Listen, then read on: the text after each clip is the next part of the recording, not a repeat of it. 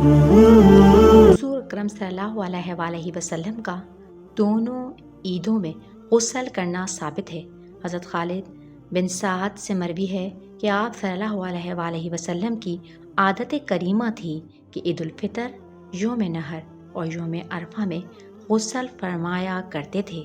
Number 2، حضور اکرم صلی اللہ علیہ وآلہ وسلم عید کے دن خوبصورت اور عمدہ لباس زیب تن فرماتے۔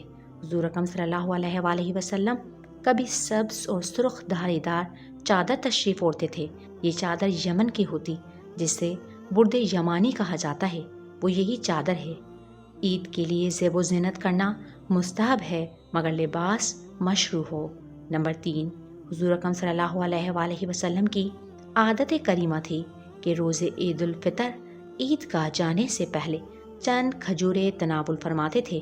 ان کی تعداد طاق ہوتی، یعنی 3، 5، 7 وغیرہ۔ نمبر 4، عید الاضحیٰ کے دن نماز سے واپس آنے سے پہلے کچھ نہ کھاتے، چنانچہ حدیث شریف میں ہے کہ عید الفطر کو بغیر کچھ کھائے نہ نکلتے اور عید الاضحیٰ کو بغیر کچھ کھائے نکلتے جب تک کہ نماز عید نہ پڑھ لیتے اور قربانی نہ کر لیتے، نہ کھاتے، پھر اپنی قربانی کے گوشت میں سے کچھ تناول فرماتے۔ نمبر 5، حضور اکرم صلی اللہ علیہ وآلہ وسلم کی عادت کریمہ تھی کہ نماز عید عیدگاہ میدان میں ادا فرماتے تھے۔ یہاں سے معلوم ہوتا ہے کہ نماز عید کے لیے میدان میں نکلنا مسجد میں نماز ادا کرنے سے افضل ہے، اس لیے کہ حضور اکرم صلی اللہ علیہ وآلہ وسلم باوجود اس فضل و شرف کے جو آپ کی مسجد شریف کو حاصل ہے، نماز عید کے لیے عیدگاہ میدان میں باہر تشریف لے جاتے تھے، لیکن اگر کوئی عذر لاحق ہو تو جائز ہے۔ نمبر 6، عیدین میں باکثرت تکبیر کہنا سنت ہے۔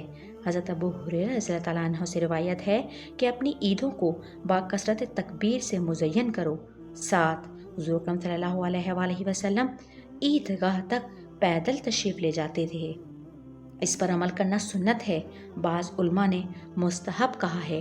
نمبر 8، حضور اکرم صلی اللہ علیہ وآلہ وسلم نماز عید الفطر میں تاخیر فرماتے اور نماز عید الاضحیٰ کو جلد تر پڑھتے۔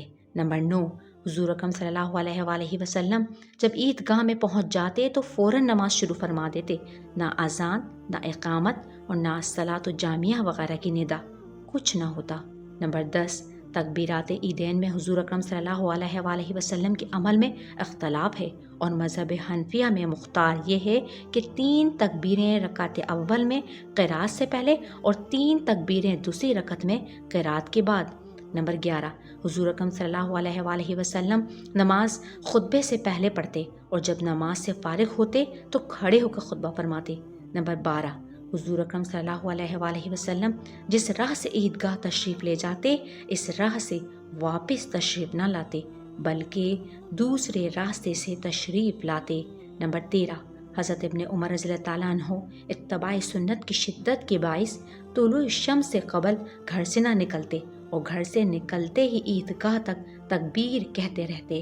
نمبر 14، آپ صلی اللہ علیہ وآلہ وسلم اور آپ کے صحابہ رضی اللہ تعالیٰ عنہ جب عیدگاہ میں پہنچتے تو نماز عید سے قبل کوئی نفل وغیرہ نماز نہ پڑھتے تھے اور نہ بعد میں پڑھتے اور خطبے سے پہلے نماز شروع کرتے۔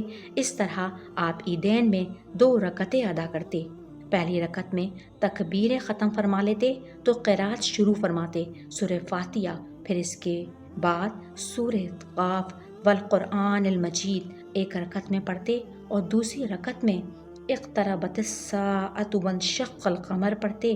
بسا اوقات آپ 2 رکعتوں میں سبح اسم ربک الاعلی اور هل اتاک حدیث الغاشیہ پڑھتے، لیکن یہ صورتیں متعین نہیں، دوسری بھی پڑھی جا سکتی ہیں۔ نمبر 15، نبی کریم صلی اللہ علیہ وآلہ وسلم جب نماز مکمل فرما لیتے تو فارغ ہونے کے بعد لوگوں کے مقابل کھڑے ہو جاتے۔